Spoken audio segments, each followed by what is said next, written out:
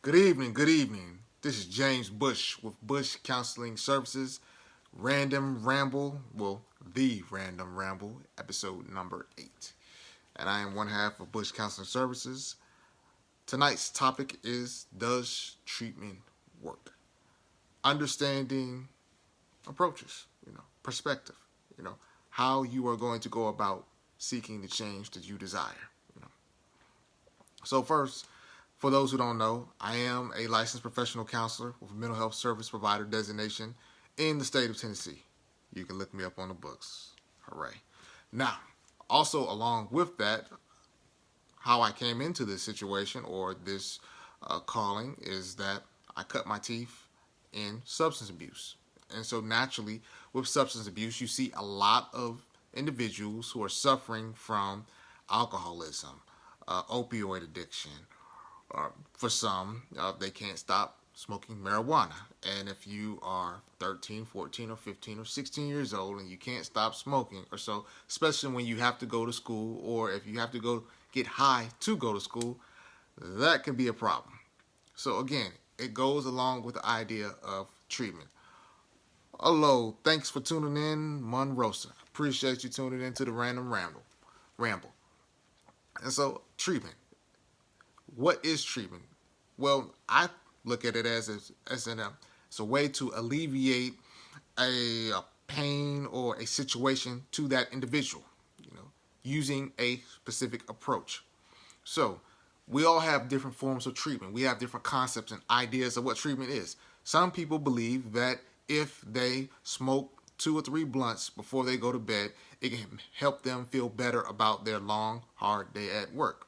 Some people feel that if they pop a couple pills, maybe a Xanax or so, or 3 or 4 of them, in a rapid manner or so, it'll help them feel more comfortable about the hard day they've had in life or whatever it is that's going on at that time with them.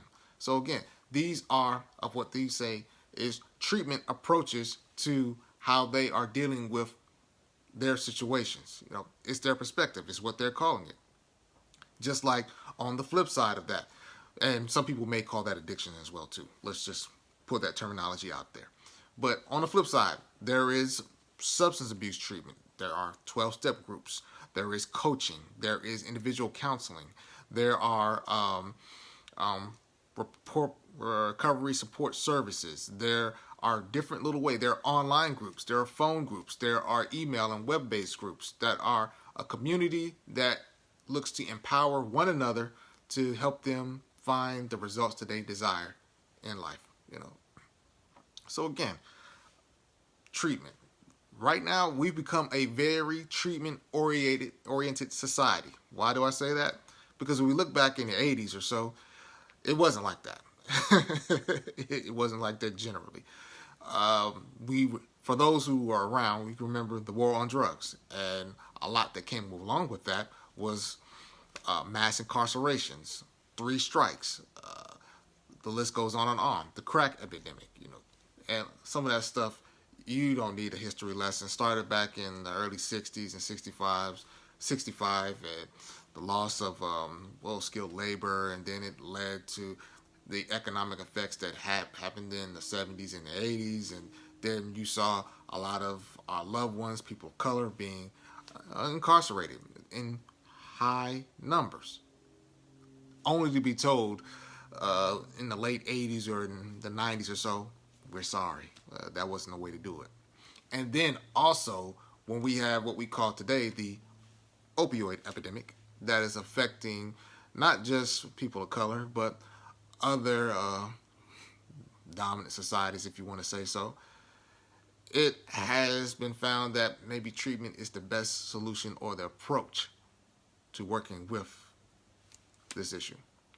So again, mass incarceration, war on drugs. So we looked and we worked on it from one type of perspective. Okay, hold on 1 minute. But before I get into my rest of my topic, Monrosa says, please tell me how can a person, my mother, get some type of help with a person that suffers from, all right, some from mental illness, schizophrenia, manic, and has been diagnosed and has a long history with the police from fighting and attacking family. Do you assist with mental illness. We need help. Yes, I do. I do assist with people who are suffering from mental illnesses. If you would like, you can email me at your convenience, and we can talk a lot more about your situation and what's going on, and also help put the necessary services around you or around your family that are needed. And even with she just bringing that up, that triggered something else with me. Treatment is an approach, but some people they look at it from the approach or the standpoint that it's things that I generally can do myself to help myself get free or help myself heal from it. When in essence, it's a community because we don't live in silos. We live on this rock with other individuals, other people, other influencers, and other changers, change agents that can be beneficial in our lives. People who have talents and gifts that can be beneficial and helpful to us. And if we access those gifts with that they possess and have, then it can possibly do wonders for us when we are looking to do better. But however, when we operate again, and as I said, in silos, and we are not willing to communicate with others about the things that are going on, for one, shame. Two, we don't want anybody knowing our business. And three, because of possible ignorance, because we don't know who to talk to or who to ask or how to work on a subject that is just foreign to us. Then we continue to suffer in silence. And that's unfortunate. And really, that's a no-no. Because nowadays, there's so much information out there about mental health and about those things that can be beneficial to our community. What's good, Greg? Thank you for tuning in to the Random Ramble. But there's so much information out there right now, so it's no excuse of why we can't go and reach out to one another or so for help. The days are over. I remember when I was young, when someone would say, "Oh, I'm suffering from this," or "You got mental issue problem, a mental health problem, or an issue like that, and you're crazy," or anything like that. It's time out for that. I mean, how ludicrous does that sound? More people than not are dealing with issues along those lines. And because they are not finding suitable approaches to help themselves in that manner, they continue to suffer. We know that from research, more than 40 to 50% of those who are incarcerated or majority have or deal with some type of mental health or substance abuse issue. It makes you wonder if they would have got some type of a treatment or found some approach to dealing with that which ails them or that situation. Maybe they wouldn't have to be incarcerated. Maybe they could have found some different ways to cope or deal with whatever they was that is ailing them at that point in time. But mental health is a very driving force in this society. It is affecting far more people than we like to admit. And it's amazing because you'll see your celebrities. They'll come out and they'll say, "Well, I'm dealing with depression," and then the next thing somebody else says, "Well, you've got all this type of money," but it didn't start. The mental health issue didn't start when the money came.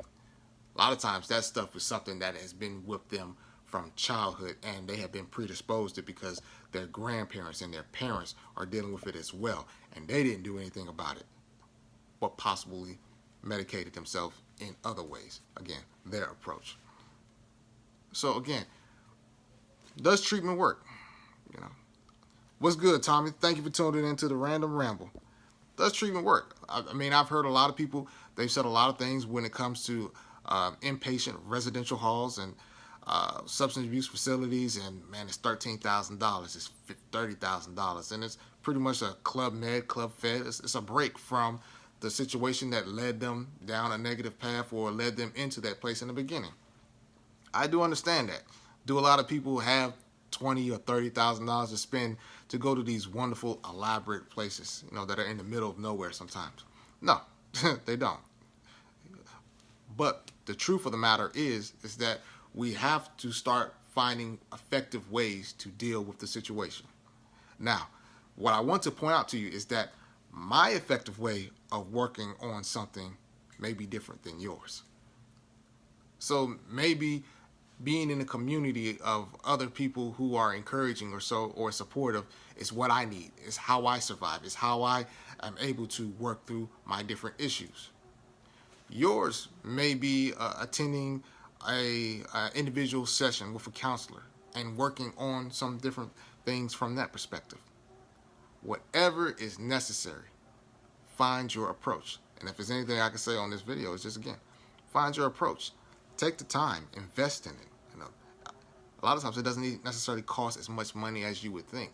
Insurance plays a big role in it. There are insurance services that are out there that will help you seek services. There are employment assistance programs that are available out there so that you can seek services. But if you don't take the time to draw into those things, then who loses in the end? You do. And possibly we do. Because now that you're bogged down by whatever situation it is that you're dealing with, you're facing, we never get to see the fullness of who you are ultimately. We just continue to see that person who has been affected. So again, take the time. EAP services, therapeutic services. There are therapists everywhere within Nashville, Psychology Today, anywhere and everywhere you can find. You can find them quickly. So, for more on this topic and topics like this, visit us at bushcounselingservices.com. That's bushcounselingservices.com. If you've heard something tonight that you enjoyed and you would think it would be beneficial for a friend, like, share, subscribe, spread the word. A gift worth giving doesn't need to be kept to itself. Take it easy.